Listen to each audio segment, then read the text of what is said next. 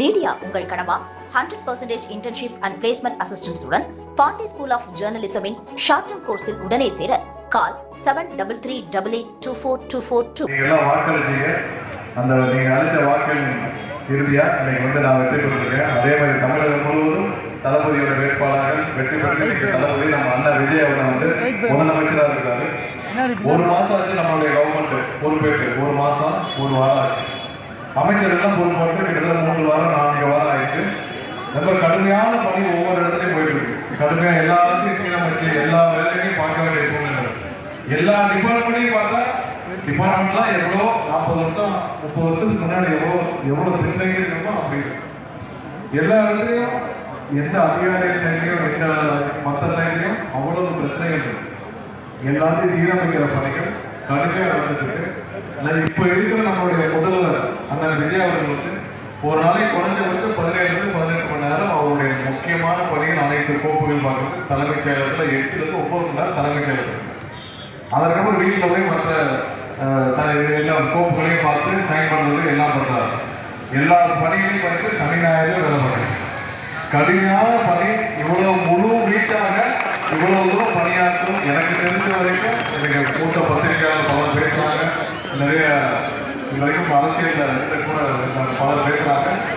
இவ்வளவு தூரம் தலைமைச் செயலகத்தில் வேலை பார்க்குற ஒரே முதல்வர் அவங்க தெரிஞ்ச ஒரு 50-60 வருஷத்தில் நம்மளுடைய அண்ணன் விஜய் அவர்கள் மட்டும். ஏன்னா அவர் ஒரு கமிட்மெண்டோட வந்திருக்காரு. மற்றவங்க மாதிரி சும்மா வந்துட்டு வந்தோம் அப்படியே அமைச்சரானோம் இல்லை முதலமைச்சரானோம். அதுக்கப்புறம் அவங்க அமைச்சராகி முதலமைச்சரான பிறகு என்னன்னா அவங்க ஒரு 5 நிமிஷம் தான். இதுக்கு முன்னாடி நம்ம யாராவது முதலமைச்சர் இல்லை அமைச்சர்கள் இல்லை எம்எல்ஏ கவுன்சிலராக பார்த்துருக்கீங்களா? ஏரியாவில் கவுன்சிலராக பேசிருக்கீங்களா? அதுவே இருக்காது. முதலமைச்சர் இருக்கிறாங்கன்னா முன்னாடி முதலமைச்சர் இருக்காங்கன்னா அவரை அமைச்சர் அவங்க கட்சி அமைச்சர்களே பார்க்க முடியாது. அவங்க கட்சியில் இருக்கிற அமைச்சர்களும் பார்க்க முடியாது, யாரும் பார்க்க முடியாது. அவங்க வீட்டில் ஒவ்வொரு ஆள் இருப்பாங்க.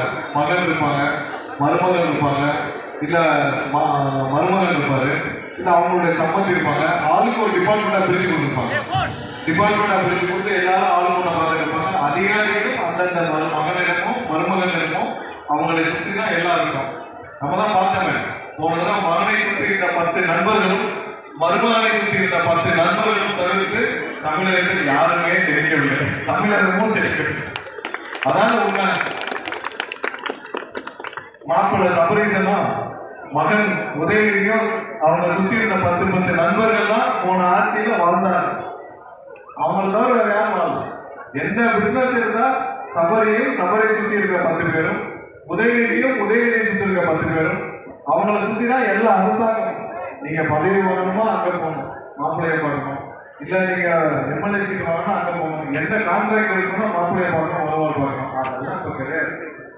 இந்த ஆட்சியில் அந்த விஜயோட ஆட்சியில் எந்த புரோக்கரும் கிடையாது. தலைமைச் செயலருக்கு புரோக்கரே இல்லாமல் 30-40 ஆண்டுகளுக்கு அப்புறம் தலைமைச் செயலர்கள் எந்த புரோக்கரும் இல்லாமல் சுத்தமாக தொடர்ச்சி செய்யப்பட்ட ஒரு புதுமையான மக்கள் வந்து போகிற ஏழை மக்கள் வந்து போகிற ஒரு இடமாக தலைமைச் செயலர்கள் இப்போ மாறி. முன்னால உள்ள போறவங்க புரோக்கர் தான் போவோம். புரோக்கர்கள் தான் போயிடுவோம். கேட்டால் மாப்பிள்ளையோடைய நண்பர்கள் ஒரு 10 பேர் இருப்பாங்க. பையனுடைய நண்பர்கள் முதல்ல ரைடு வந்து எல்லாம் தெரிச்சு ஓடிச்சுங்க. டாஸ்மார்க்ல ரைடு வந்து பையனுடைய உதயநிதியோட நண்பர்கள்லாம் ஊரையே காலி பண்ணி ஓடினாங்க, வெளிநாட்டுக்கு போனாலும் பார்த்துருந்தாங்க. அதே தான் இப்பதான் அந்த மாதிரி இருக்கு. முற்றிலும் 100% அரசியல் தலைமைச் செயலகத்திலிருந்து சுத்தமா காலையில் 9 மணிக்கு வேலை பார்க்கணும். புதிய தலைமைச் செயலகமா அப்ப அங்கிருந்து வேலைக்கு போகும்போது எல்லா அமைச்சர்களும் 24 மணி நேரம் மக்களுக்கு என்ன செய்ய வேலை பார்க்கணும். ஒவ்வொரு அமைச்சரும் பாத்தீங்கன்னா என்ன செய்யலாம், எல்லாம் சொல்றோம், இதெல்லாம் பண்ணிட்டு இருக்கோம். ஒவ்வொரு நாளும் என்ன செய்யறோம்னு சொல்லிட்டே இருக்கோம். நம்ம இங்க மதுரையில பார்த்தோம்னா நீங்க எல்லாம் பார்த்துருப்பீங்க. ரொம்ப சர்ப்ரைசிங்கா ரொம்ப வித்தியாசமா இருக்கு. இத்தனை வருஷத்துல நம்முடைய கழிவுநீர் கால்வாய்கள் அமைக்கும் பணி மதுரையில் நடக்கவே இருக்கு. மதுரையில கழிவுநீர் கால்வாய்கள் அமைக்கிறதுனால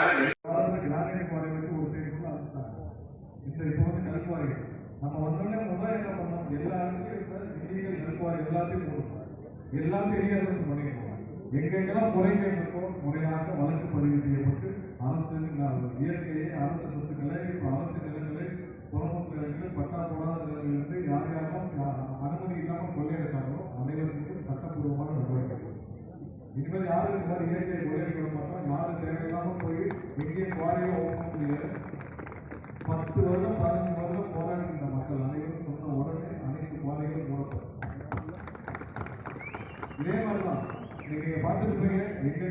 குட்கா இருக்கும் எல்லா இடத்துலையும் கடுமையான நடவடிக்கை இருக்கும்.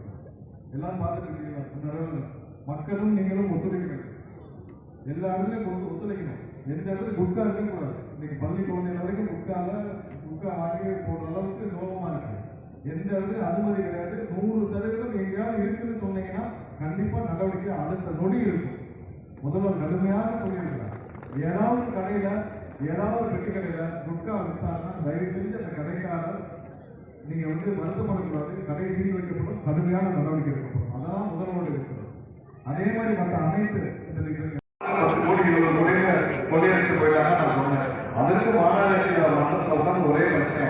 அதை எப்படி ஒருத்தர் எங்களை பார்த்து கொள்ளையடிச்சான்னு சொல்றாங்க. உண்மையாக சொல்றாங்க. தைரியம் என்றால் ஏதாவது இங்க இருக்கிற எல்லா கவுன்சிலரும் சொத்து பட்டியல நீங்க எல்லா கவுன்சிலருக்கு முன்னாடி என்ன சொத்து வச்சிருக்கீங்க, அதற்கு அப்புறம் என்ன சொத்து பட்டியல வச்சிருக்கீங்க எல்லாரும் வெளியே எல்லாம் எத்தனை 100 கோடிக்கு எத்தனை கோடிக்கு வீடு காம்ப்ளெக்ஸ் காரா மண்டபம் எல்லாம் கட்டிருக்கீங்கன்னு சொல்லுங்க. ஒரு கவுன்சிலரே இருந்தா அப்புறம் அந்த மாநகராட்சி என்ன கண்டிப்பா விரைவில் முற்றிலும் எல்லாருமே ரீஅசஸ்மெண்ட் போயிடும். அதற்கான வேலையை கொடுத்துருக்கோம். ஒரு கல்லூரிகள்ல போன 2 வருஷத்துல ரைட் பண்ணப்போ அவ்வளவு கல்லூரிகள் அவ்வளவு சித்தரிக்கிறது அனைவரும் மிரண்டு போய் இடம் சொன்னாங்க. 2 வருஷம் படி கோயம்புத்தூர் இவ்வளவு சித்தரிக்கிறதுக்கு காலேஜ்லாம் இருக்கு. ஒரு 2 வருஷத்துக்கு முன்னாடி ஒரு கல்லூரி மாணவர் ராகி கொலைனாங்க. அது கண்டிப்பாக ராகி கொலையாக இருக்கு. ட்ரக்னால் கொஞ்சம் பின்னாடி ட்ரக்னால் நடந்த மரணம். ஸோ அந்த மாதிரி பல இடத்துல தமிழகம் முழுவதும் கல்லூரிகளில் சித்தரிக்கிறதுனா இறக்குமதி செய்யப்பட்ட போதை மருந்து. ஏன்னா அதான் பார்த்தாங்க போன ஆட்சியில் ஜாஃபர் சாதிக்கு ஒருத்தர் கைது பண்ணாங்க. யாரும் மறந்துருக்க மாட்டேங்க. யாரும் இந்த ஜாஃபர் சாதிக்கு குடும்பத்திற்கு வேண்டிய போன ஆட்சியில் முதல் குடும்பத்திற்கு வேண்டியவர். அப்போ பார்த்தீங்கன்னா டெல்லியிலிருந்து இங்கே ஒரு போதை மருந்து மாஃபியாவுக்கு ஒரு தூக்கி போறாங்க. ஆனா இங்க இருந்து வரைக்கும் ஒரு வழக்கு கூட பதிவு செய்யணும். ஆனா அந்த போதை மருந்து இருக்கிற கும்பலோட அவங்களுடைய ஹோட்டல் திறந்ததுக்கு ஒரு அமைச்சர் போறாரு, அவங்க வீட்டுக்கு ஒரு அமைச்சர் போறாரு, அவங்களோடய இருக்கிறாரு. ஆனா அந்த போதை மருந்து இங்க இருக்கிற குடங்கள் தான் தயாரா இருக்கு. ஆஸ்திரேலியா வரைக்கும் ஏற்றுமதி பண்ணிருக்காங்க. பல ஆயிரம் கோடிக்கு இங்க இருக்க போதை மருந்து ஏற்றுமதி பண்ணிருக்காங்க. ஆனா தமிழ்நாட்டில் ஒரு வழக்கு கூட பதிவு செய்யணும் அந்த ஜாஃபர் சாதிக்கு. ஆனா அவரிடம் அந்த பணத்துல ஒரு குடும்பம் சினிமா எடுத்திருக்கு. அந்த சினிமா பணத்தை வாங்கியிருக்கு. அவர் மூலமா அந்த பணத்தை எல்லாம் இவங்க வாங்கி எல்லா செலவும் பண்ணியிருக்காங்க. அது அனைத்தும் கண்டிப்பாக பண்ணலாம். வெளியிட்டு இந்த மாதிரியான போதைப் பொருள் நமக்கு முற்றிலும் நிறுத்தணும். அதற்காக மக்களும் நீங்களும் எங்கெல்லாம் உங்களுக்கு எங்கேயாவது நெஞ்சா வைக்கிறாங்களா உடனடியாக 100க்கு தகவல். எங்கேயாவது நீங்க குட்கா விற்கிறாங்களா, குட்கா தடை செய்யப்பட்டிருக்காங்களா, விற்கிறாங்களா? ஸ்மார்ட் சிட்டிலாம் சொன்னேன். ஸ்மார்ட் சிட்டிலாம் எங்க போறீங்க? கழிவுநீர் கால்வாயே போறீங்க.